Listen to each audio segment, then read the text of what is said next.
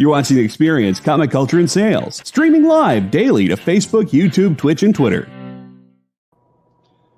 So a priest and a politician arrive at the pearly gates at the same time. Now St. Peter's there, and he does all the standard stuff, goes through, checks it off, checks the list, the whole thing, and they're both supposed to come in. So he says, "God, welcome to heaven. Come with me, and I'll show you where you'll be staying." So St. Peter leads them through, and heaven's kind of a weird setup. You see a lot of buildings and stuff, and and then big open fields, and then more buildings, and they get to this one area that's just, it's almost like tenements. It's just building after building after building of these just solid, like rectangle brick buildings. And they go inside, they go like to the third floor, they go down these long hallways, and St. Peter's finally comes to this one door, and he opens it up, and it's this tiny little room. I mean, you'd be all right to use the word cell. And in it, there's simply a cot, a little tiny table, not even a desk, just a table with a chair and a little lamp and a Bible sitting at the center. And he turns to the priest and says, "This is where you'll be staying." And the priest is ecstatic. He's in heaven. He's gotten his final reward. He goes in, he says, "Thank you, St. Peter. I will enjoy myself here. I appreciate it very much. Thank you." And he sits down, he immediately opens the Bible and just starts reading. So now the politician is a little concerned, because this is where the priest is going to live. And he's not even sure where he's going to end up. But St. Peter says, come with me, and they leave, they go outside, and as they're walking, they get further and further away from this dirge of tenement buildings and into big open fields and plush area with big landscaping and huge homes, and they come up to a mansion, and it's just gorgeous. It's like 14 bedrooms and like 12 bathrooms. It's like, that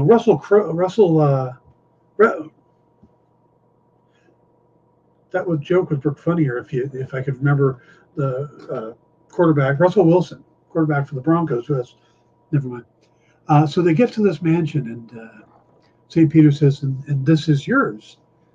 He's like, politician's like, all is mine? I don't share it? No, this is yours. He goes, I am amazingly grateful. This is beyond what I thought heaven was going to be. But I gotta know, why am I getting this? And the priest, who I'm sure lived a holy, pious life his whole life, is getting that tiny little room. And St. Peter says, you got to understand how things work here. We've got a plethora of priests. They're everywhere. I mean, not a day goes by that I'm not letting 3 or 4 priests in. But you're the first politician we've ever had. Stay tuned for the Dan Wickline Show.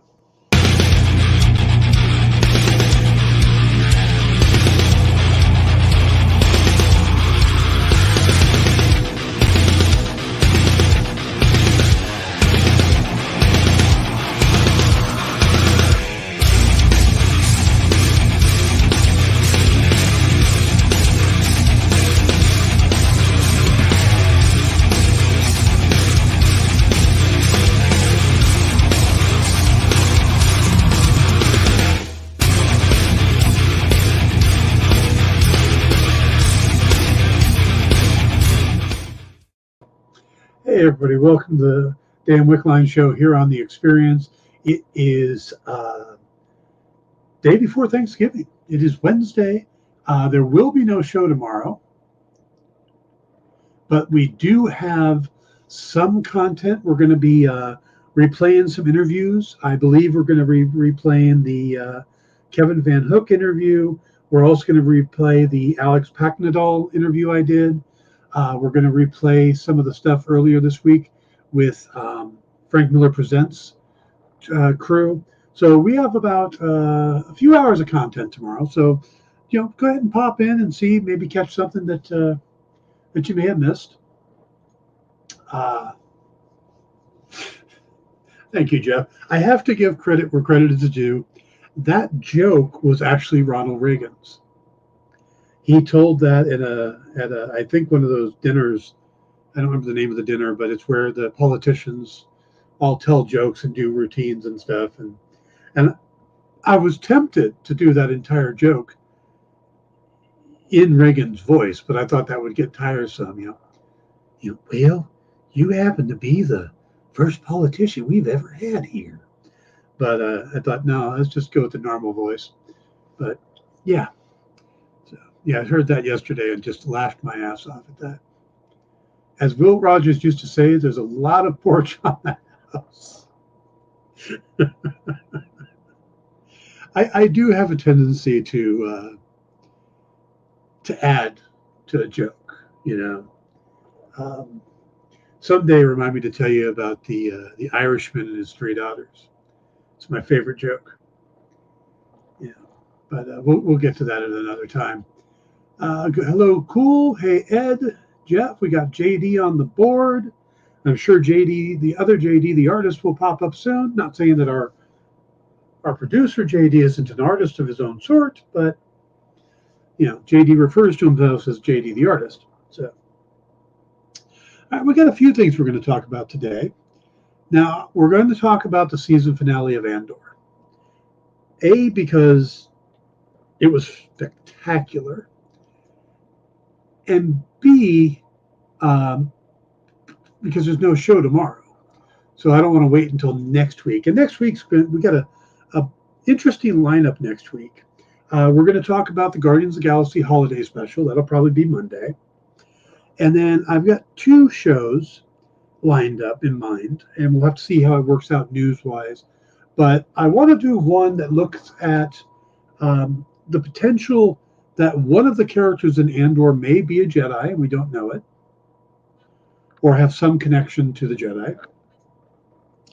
And the other one has to do with a recent story that Marvel was actually considering adapting a different epic saga from Captain America for Captain America 3. And ever since that came out, and this came directly from the producer Nate Moore, who is one of the big producers at Marvel, and he worked on the Captain America movies. So Nate said that this was the project they were working on. And I kind of want to dive deep into that because it's an amazing movie. It's an amazing premise, but we will get to all that next week. So unless something big pops up, like things big popped up this week, let's see, which one should we do first? Let's talk about the new director, the Blade. Well, we have been waiting for a Blade movie for a while. Actually, we started waiting when Kevin Feige came out at San Diego a year before last, or was it 2 years ago? I think it was 2 years. I mean, it's been a while. And he came out, and it was the last moment thing. And Mahershala Ali came out and with a Blade hat on, and they're like, yes, and we're going to do a Blade movie. And we've been waiting ever since. And then, of course, they had that kind of false start. The movie was supposed to start production soon. And Bassam Tariq was going to be the director. But he ended up stepping away. And the idea, and we don't really know a lot about why. Marvel said that because they had to, move it back and change the things, that's why he had to leave. But not only have they replaced the director, they've come in with a new writer. And normally, if you got a solid script you're good with, and your director leaves, you don't necessarily change the writer. You kind of just go, hey, you want to work on this script? We like it. You can tweak it a little bit. But they've actually brought in a big writer. And that's the thing, is they talk about the director is going to be, and I'm going to, apologies if I mispronounce his name. I haven't heard it. So Jan Demange, I believe is how it's pronounced. I'm giving it a slight French feel to it. It's Demange, and I don't want to say it's Demange, so it's Demange. Jan Demange is going to come in as the director, and Michael Starberry is on to script it. And of course, Mahershala Ali is still attached. And I believe they had cast Delroy Lindo as one of the roles too. Now, if you're not familiar with Demange, his big break came back when he did the movie 71 with Jack O'Connell. And that got rave reviews, and it kind of put him on the map. It got everybody paying attention to him. And then the next thing he got was the crime drama White Boy Rick with Matthew McConaughey.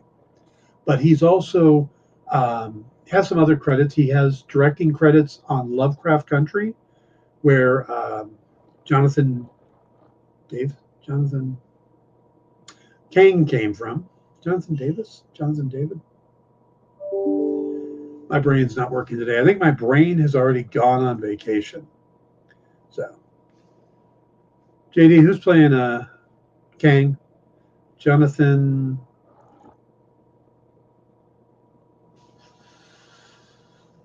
Let me think. Okay. Anyway, so he's got that. He's also going to be the executive producer on the Scanner series coming to HBO. So he's got a lot of stuff going on there. So Marvel grabbed him. And then Michael Starberry. Now, he's really become kind of an in-demand writer.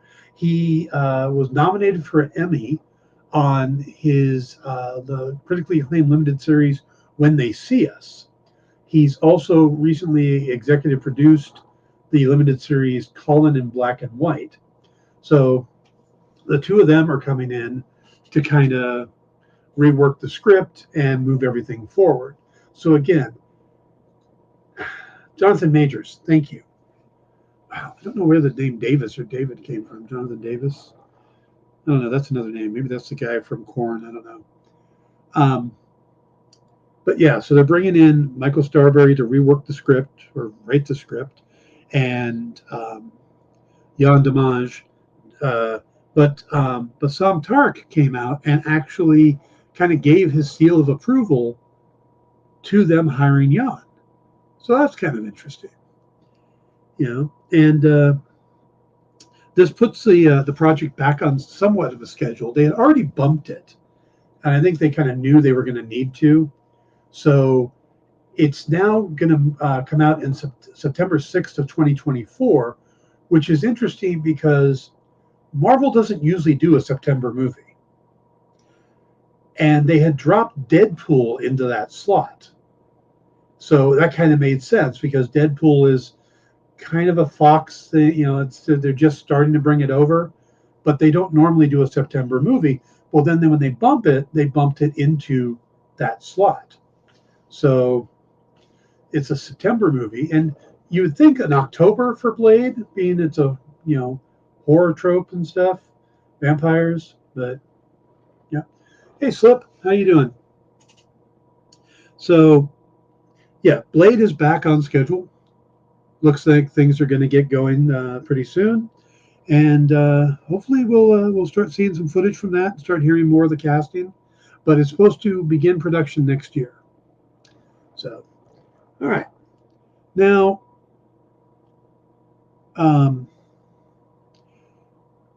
Friday. Oh, yeah. Let's see. Slip says, I watched a great movie recently named Shot Caller. I have not seen it, but I've definitely heard of it. I've actually heard great about that movie. Don't remember it off the top of my head. It's one of those names that everybody just. Oh, right. That's Nicholas. Oh, yeah, the prison movie. The newly released prisoner is forced by the leader of a gang to orchestrate a major crime with a brutal rival gang on the streets of Southern California.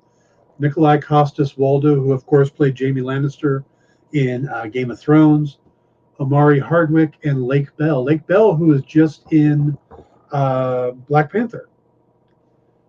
Tiny role. Also, John Bernthal from Punisher, Jeffrey Donovan from not Blacklist. What's the spy that got burned? Matt Gerald from Daredevil. Yeah, that's a pretty good cast. Max Greenfield from The New Girl.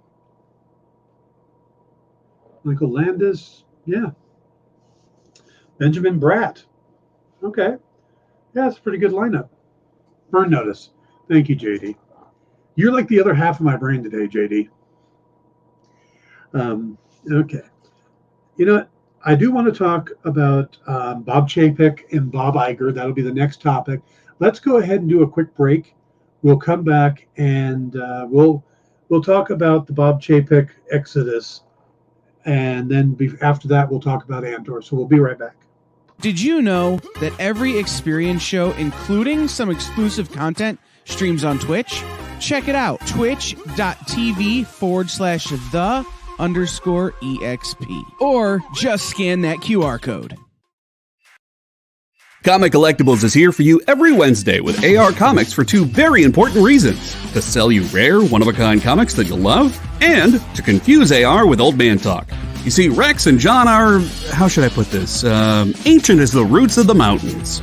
So every week, Rex and John fill in AR in yet another area of pop culture that he missed because he's too young, just didn't have the time, or just really doesn't care about.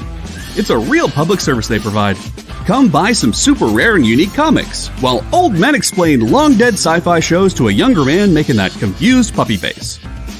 Every Wednesday from 6 to 8 Eastern with Rex, John, and AR Comics. Comic Collectibles on The Experience. Comic culture and sales.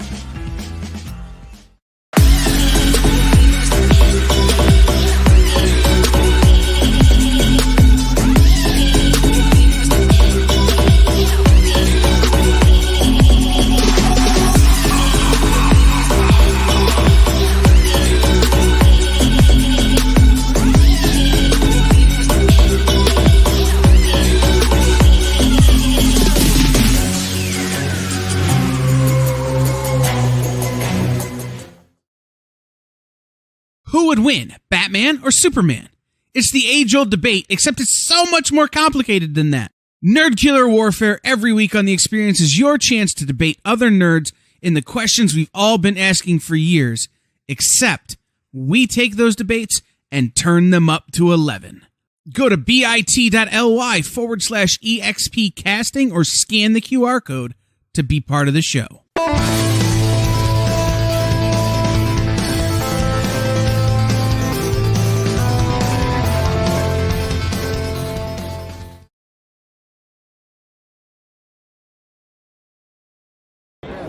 Hey, it's Dennis Camp. I'm the author of Bloodshot Unleashed and 20th Century Men. Issue 3 of 20th Century Men comes out this month. Issue 2 of Bloodshot Unleashed comes out at the end of the month. And I hope you'll support us and you're watching us on The Experience.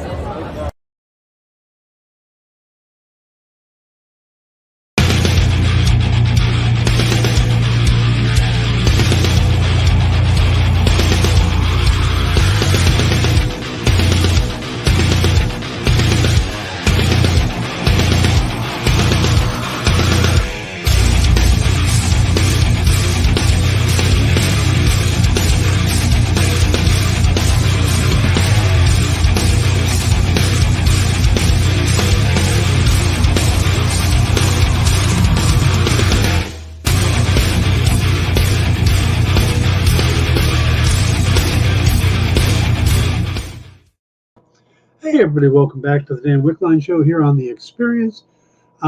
Slip, I agree with you. Jeffrey Donovan is a highly underrated actor. He was great on Burn Notice, but when he pops up in other roles, he's just as good. And someone's going to give him a starring role, where he's the lead, and I think he's going to do great. It just needs to happen. All right, so let's talk about the big Disney news. And this hit, I want to say last Friday. I think it was last Friday. And it was seismic. No, it wasn't on a Friday, was it? Okay. Anyway, again, brain's not working too well, but when the announcement hit, from what I understand, this happened quickly. Basically, Bob Iger agreed to return was the first domino. And people have been asking Bob Iger if he would return, if he would come back as Disney CEO. And the answer had been no. Even as recently as September, when he was interviewed, his response was, no, I'm done with that job. I'm enjoying retirement. I have no interest in going back. I don't want to do it. And he gave up the CEO role back in February of 2020, but he had stayed on as a consultant. So he'd only been about 6 months away from Disney. But when he finally agreed, everything then moved fast. Suddenly, 2 days later was the announcement, and that was right before a big investors call. So we had seen it with the stock market. Disney had been dropping and dropping and dropping, and they rallied quickly when the news that Iger was returning. And then the next day it kind of balanced back out a little bit. People were like, well, wait, let's see what actually happens. And I've heard a lot of wild speculation on why he came back and the fact that he's only agreed to come back for 2 years. Now, they say that he's coming back to groom a replacement and to right the ship. And if you look at Disney, it's kind of, if you weren't looking at the stock market, it's kind of hard to see the ship's not righted, Black Panther dropped into theaters for just 180 some odd million. It's over 300 million worldwide. It did more in its second week than Black Adam did its opening weekend. That never happens. So it's hard to look at that and go, well, wait, I don't get it. Why, what? But then you have to boil it down to what things Chapek had done wrong. And some of the things I'm hearing is, one was the handling of the Scarlett Johansson Black Widow situation. And if you guys don't remember that, this was at the height of the pandemic. And credit to Bob Chapek, who didn't know this was coming, by the way. They say he was blindsided by this. Iger returned, and they just, 2 days later, Iger was back in charge, and Chapek was out the door. And the next day, Bob Iger fired Chapek's handpicked assistant, and it just moving quickly. And the board of directors were not happy about it. And there's reports that Fahey and the head of Pixar and a bunch of other people were going into the chairman of the board's office going, this needs to change. But again, I'll get into the details on what we know. But the first thing that Chapek did wrong, and this was still in the newlywed period, but like I said, this was during the pandemic, so everybody was scrambling, trying to figure out, how do we deal with this? There aren't movie theaters to put movies in. No one's going to theaters. They're closed. And even if they were open, people aren't going to the theaters. So Chapek, like a lot of other companies, like HBO and stuff like that, decided to release Black Widow into Disney Plus. And unlike HBO, these guys did it at a premium. You had to pay extra to see it, for a while, and then it would come on regular. But they were trying to get their ticket money the same way. The problem was that in Scarlett Johansson's contract, she was supposed to make a certain percent of the box office. So she takes a little less money at the start and makes it, if the movie does well. It's a Marvel movie. It's going to do well. It's going to do 70, 80 million at the box office at least. That's what Marvel movies do. Even, the only ones not to do that are the Sony ones. If it's an actual Marvel Studios movie, it's going to make a minimum of 70 million. And if you're getting a percentage of that box office, that's a lot of money. But if it doesn't go into the theater, you don't get box office. Well, she went, excuse me, I'm getting screwed here. What about the money I was supposed to get if it went in theaters? And the contract says you were going to release it in theaters. Well, Chapek's response to that was, it's a pandemic. How could you be so greedy and selfish right now? Come on. This is, everybody's just trying to figure out what we're doing, and all you care about is money. Well, it was a contract. She was owed that amount, or that percentage, and he was finding a way around it. But Chapek is known for pinching every penny and cutting and getting to, saving money. That was his thing. Where Iger's belief was hire the best talent, give them the money they need, and let them do their thing. Chapek was a micromanager and was trying to cut corners and lay people off and, can we get 4 people to do the job of 10 type of thing? Well, that didn't go well. Bob Iger was upset because he publicly came out against Scarlett. Kevin Feige was furious. And people say, well, maybe Scarlett has bad feelings towards Disney now. No, it's pretty much Chapek, because she still had the end result was she got her money. The board of directors went pay her. They chastised Chapek for it. And she not only got her money, but she got a production deal to be able to set up movies at Disney. So, nobody wanted to screw over Scarlett except for Bob Chapek. Well, that was his first mistake. Second mistake, and this is a little controversial because people have different opinions, but when Florida was pushing their Don't Say Gay law, a lot of companies came out and were steadfast against it, threatened to pull out of Florida, just, they had very strong stances against it. Disney's stance was, hey, we don't like that law. You shouldn't do that. They didn't really come out strongly. There was some stuff, but overall, it was kind of a weak response. And I get it from a business standpoint. You have one of your major parks there. Picking up and moving your park is not something you can easily do. You don't want that kind of law. You don't want that kind of attention. But you're a giant corporation that owns a big chunk of Florida. You're going to get that. And, so a lot of people were upset for him at the weak response.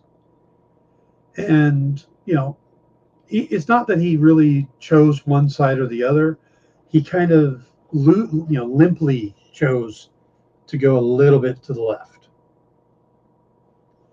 And again, nobody was happy with that. And Ron DeSantis attacked Disney for it, but he didn't really, he didn't really get people behind him either, because it was such a wishy-washy response. So, and then, like I said, the studio guys like Feige and the others were going in and complaining to the board of directors that he's nickeling and diming these things to death. And one example of that has to be the special effects budgets.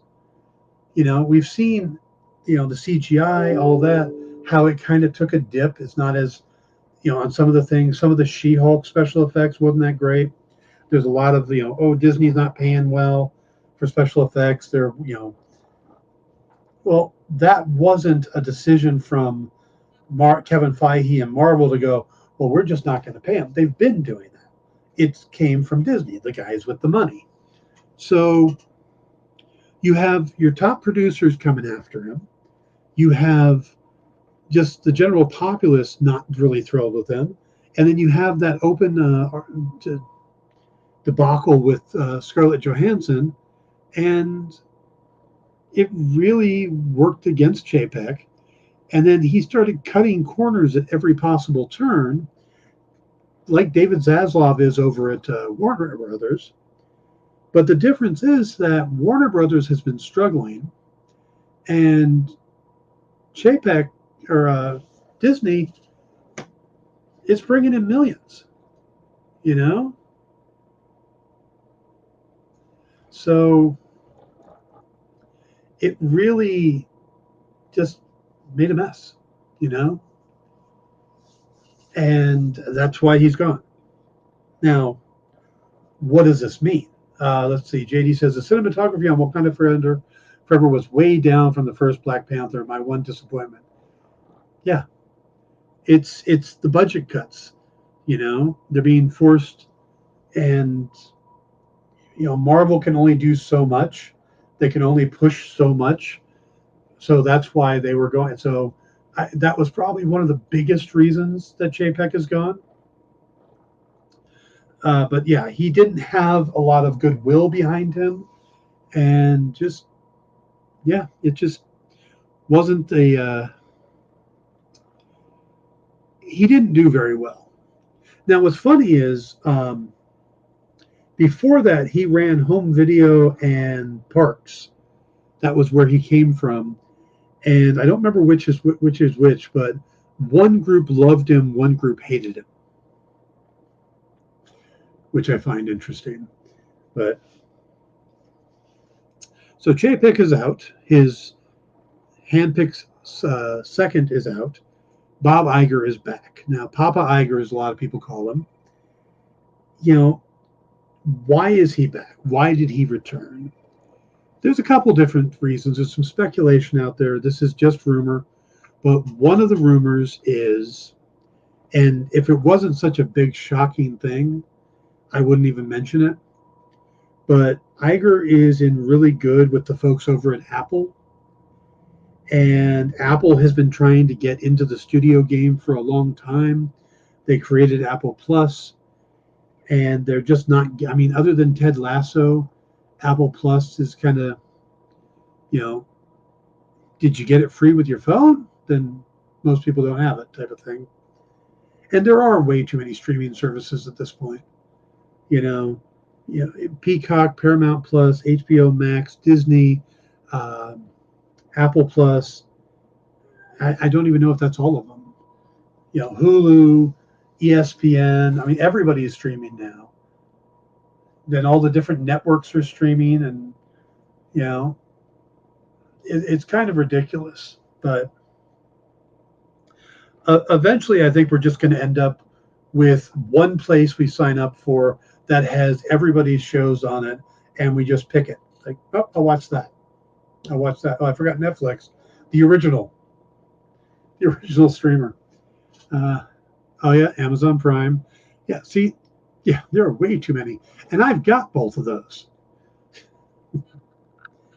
But yeah, I just think it's ridiculous how many streamers there are. But the what some people are saying is that Iger may be back with the idea of brokering a deal between Disney and Apple, and have Apple buy Disney, because Apple's probably the only company with enough money that could buy Disney. Maybe Amazon. I don't see that. I don't see Disney selling. That would be very strange to me. I could see there was another guy, I don't remember his name off the top of my head, but there was another guy in the company that everybody thought would be the new CEO. He was closer to Iger, but and everybody was surprised that Chapek was picked. So now that he's gone, it might be that Iger's gonna pick that, get that guy and bring him back up. But he was fired. That was one of the first things Chapek did, was to get rid of the guy because competition. So, yeah, there's just a lot there. There's a lot to digest. But, and then another thing that people are talking about, and this is another rumor going around right now. And this one's, I don't know. I think it has some credibility to it. Okay, nobody counts Crackle. There's another rumor going around, and again, rumor, it's not fact yet, is that Kathleen Kennedy is on her way out for Star Wars. Now, Kathleen Kennedy has been an executive producer and producer on films for an amazingly long time. Her first movie was E.T. Shows you how long she's been a producer. But the last few years have been rough. The stuff going on with Star Wars seems to be kind of a mess. The last 3 movies weren't as successful as they wanted them to be. They were financially. The first one was, the second one a little, but people have hatred for those movies. Solo didn't do as well as people thought it should, and there was the whole firing the director and bringing in Ron Howard 3/4 of the way through the movie, starting movies and then firing people, bringing them on, bringing them off. It just seems like it's been more of a mess since Disney bought it, and they're trying to get it sorted out. I mean, bringing Jon Favreau, teaming him with Dave Filoni, has worked great for The Mandalorian. It wasn't that great for Book of Boba Fett. I really liked Obi-Wan. Andor has been fantastic. And of course, she was behind bringing Tony Gilroy on to do Rogue One and then Andor. So she's got hits and misses, but she's got 2 projects coming up. The Willow series that starts next month. And then, of course, she's the producer on Indiana Jones 5. And the word is that after Indiana Jones 5, she will gracefully exit, get a production deal, and somebody else will come in. That they're thinking it's just time for a new voice. They're Kevin Feige. And I think there's a plausibility to this. Willow, as in the movie from the 80s with Val Kilmer, yes. Though I don't believe Val Kilmer is going to be in it, but the guy who played Willow is back. His name escapes my mind. And Joanne Whalley, formerly Joanne Whalley Kilmer, she's back as well. So 2/3 of the main stars are all back. Warwick Davies, thank you. So Warwick Davies and Joanne Wolmer are back. Joanne Whalley are back. And it's a series that kicks off, like I said, next month. So if you have Disney Plus, there's a trailer for it, so check it out. Wow, I hadn't heard that. That's cool. Yeah. Yes, Warwick Davies was Wicket from Return of the Jedi and the Leprechaun in the Leprechaun series, and he was also in the Harry Potter series, and he's been in a lot of great stuff. Wasn't he also in Time Bandits, which is a highly underrated movie? That is just a brilliant, brilliant movie. But yeah, they're doing a Willow series, and I will be covering it here. So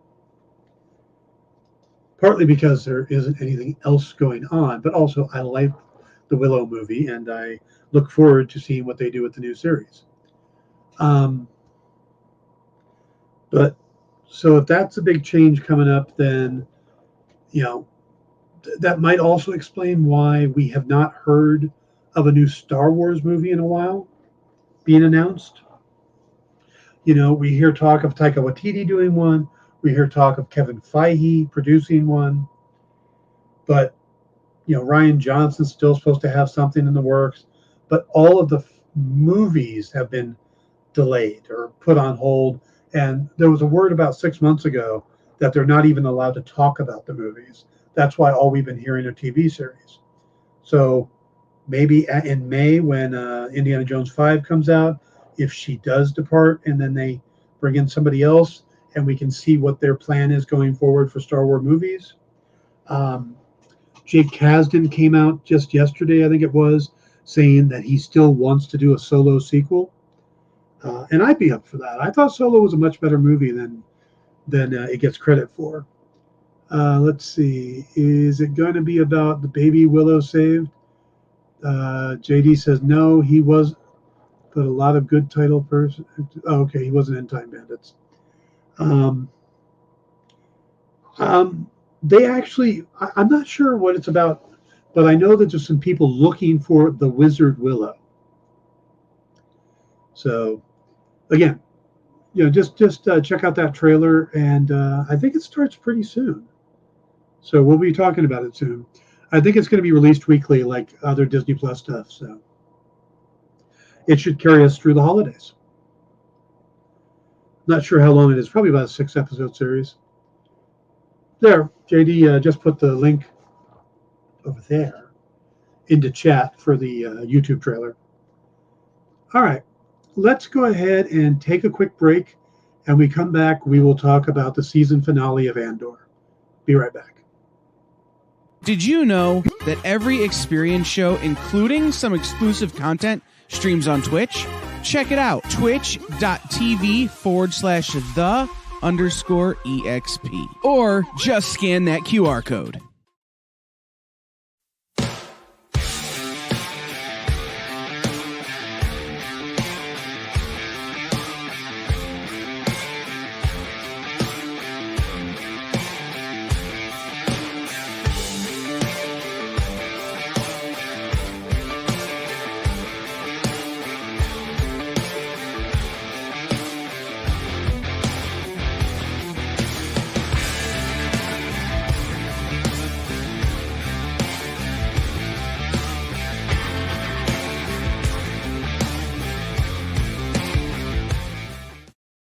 Imagine being at a convention and going to an interview panel that's just for you.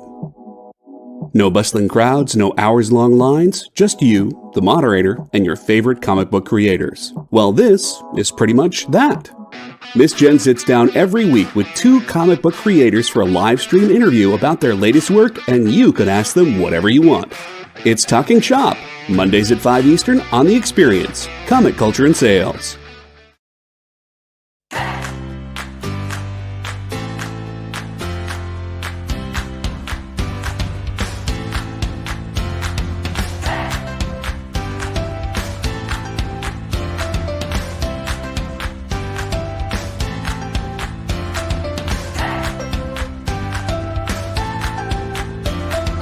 There's something for every imagination at your local comic shop. Visit comicshoplocator.com to find a store near you.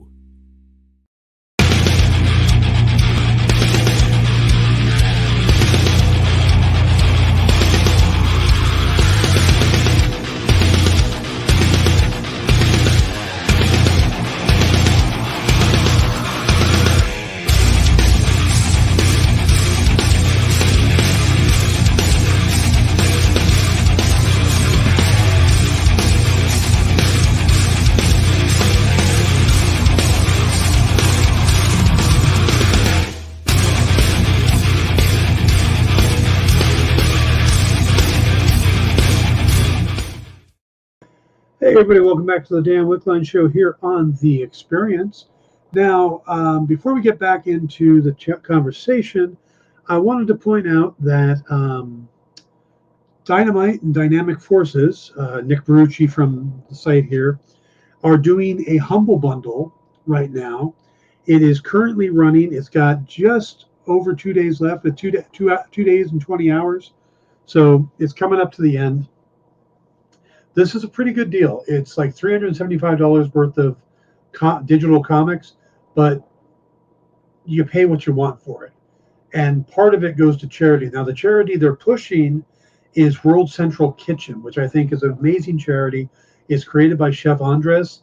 And what he does is himself and a bunch of chefs and cooks and stuff like that,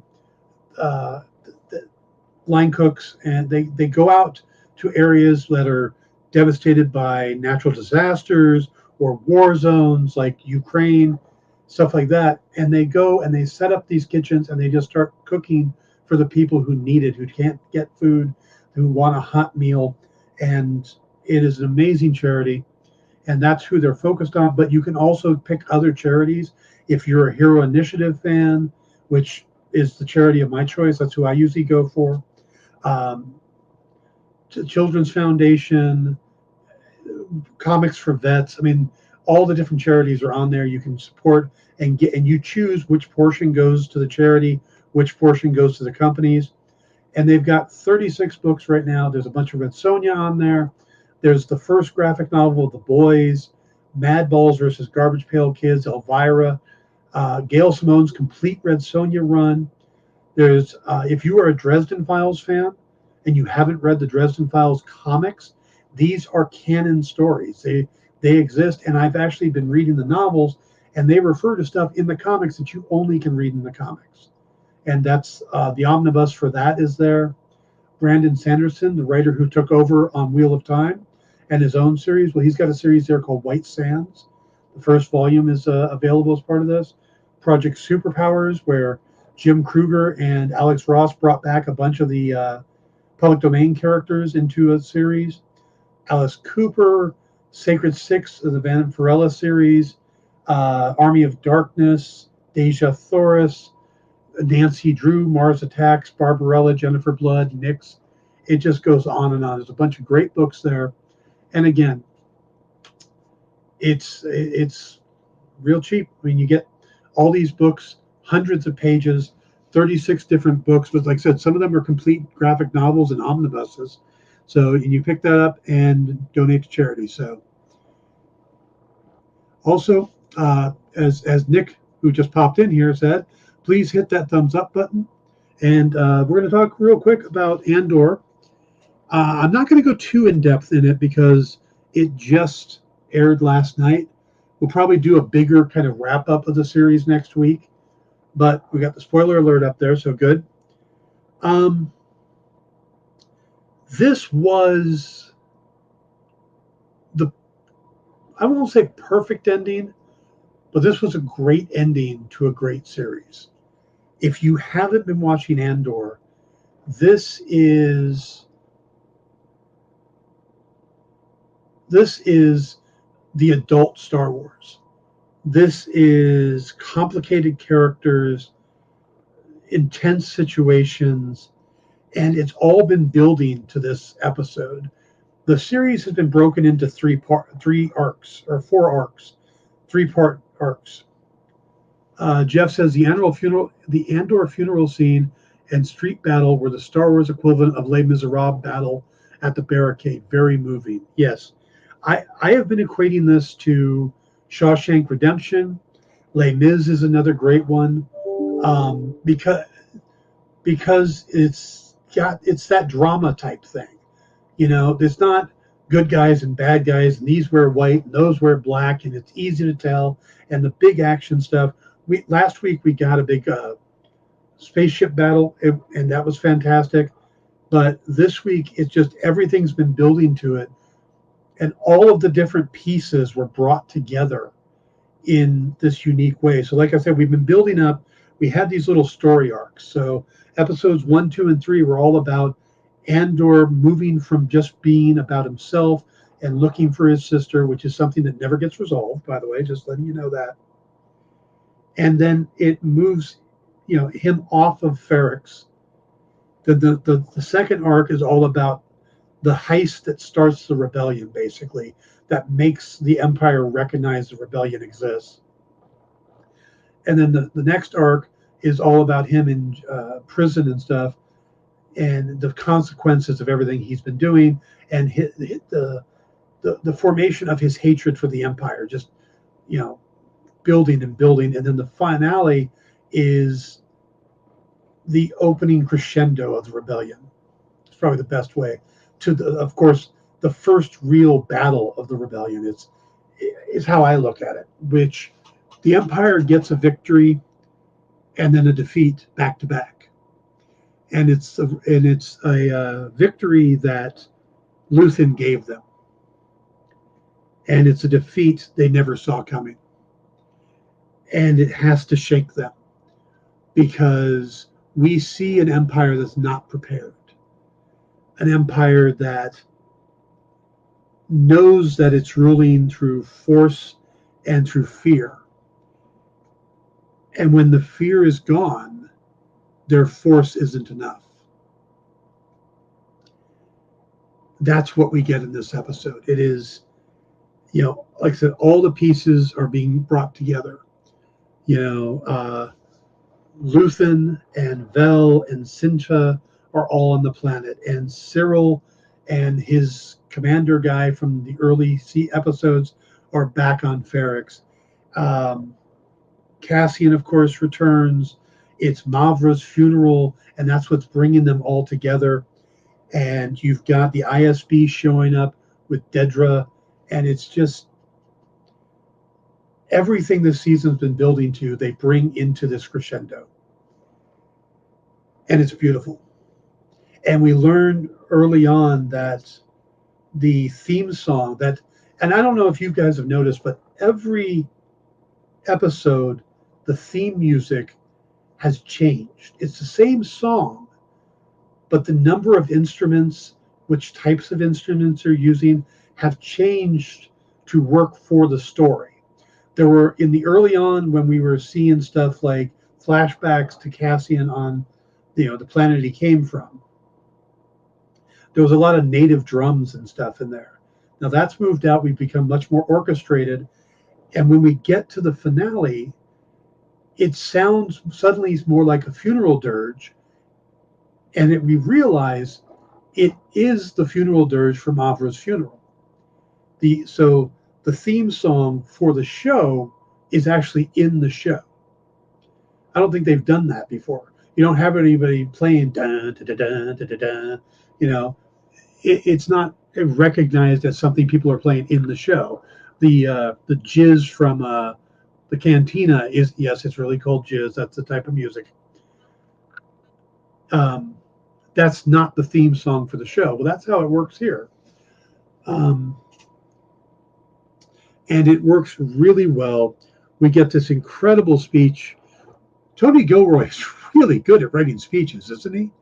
I mean, between Luthen's speech and then Mavra's speech, just beautiful stuff.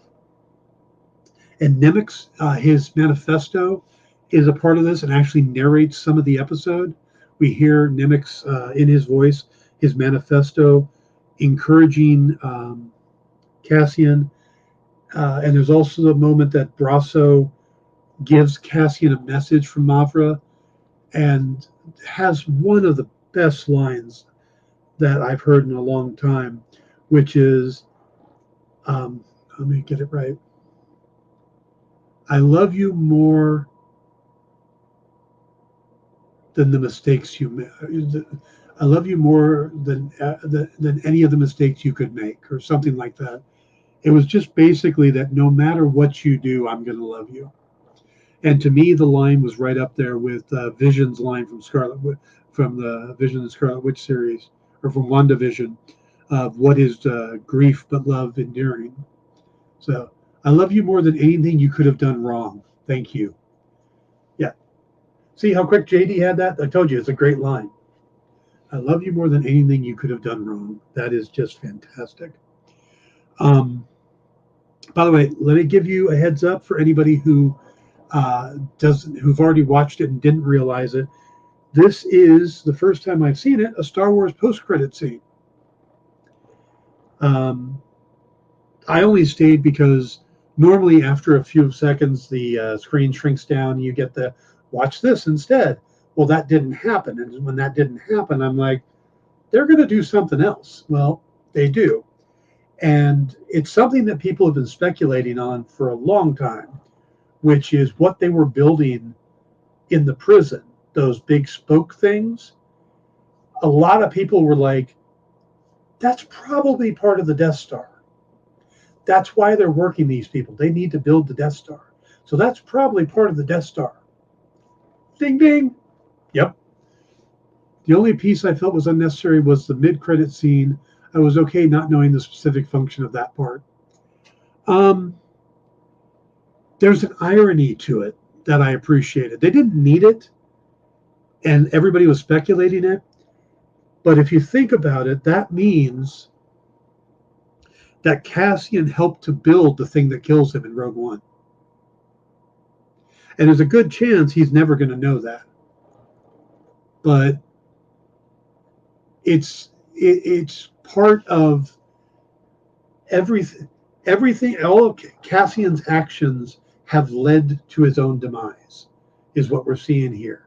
The simple act of going to find his sister led to him killing the cop and having to kill the second one and then becoming wanted, and just all the dominoes were his actions, which led to him actually building part of the Death Star, and swoops are back around to him being killed by it. So it probably wasn't necessary. I think it does serve a story purpose. So Jace says, I saw Time Bandits mentioned, and I remember David Rappaport was in that. One of my favorite ended too soon series when I was a kid, called The Wizard. Waited because I didn't want to derail you. Yeah, I remember The Wizard with Doug Barr, and I loved that show too. So, all right, guys, we're going to have to wrap it up there. We will do a more in-depth talk when we talk about who I think might also be a Jedi next week. Stick around. Comics Collectibles has a great lineup of books today. They've got some commissioned comic art covers from Joe Delvito, Ken Hazer, and even Gwyn. I don't remember his first name. I think it's Gavin Gwyn or something like that. There's signed books. There's Secret Warriors. There's Little Evil Ernie. There's some Batman books. There's some really good stuff. There's also some slabbed books. There's a 9.8 Superman, the Death of Superman book, stuff like that. Oh, the Moon Knight book with the recent Moon Knight annual with Werewolf by Night. That's a slapped one. So a lot of great stuff. There's also some variant covers. It looks like there may be a statue. So you want to stick around for that. That comes up right after this. Also, Wednesday Warriors is later on this evening. So, yes, Wolverine statue. Jeffrey Gwynn. Thank you. Told you, my brain's not working today. My brain has already gone on vacation, and we are out of time. I hope you all have a great Thanksgiving. We will see you next week. Remember, we got some great replays going on tomorrow, and we'll have stuff going on Friday. So, happy Thanksgiving, Ed, Jeff, Jay, JD, Slip, Cool, all you guys. Take care. Nick, Kenneth, thank you guys for popping in, and we'll see you later. Have a good one. Get the inside scoop on everything happening at the experience every week. Join our mailing list by scanning the QR code at the bottom of the screen and then watching your email inbox.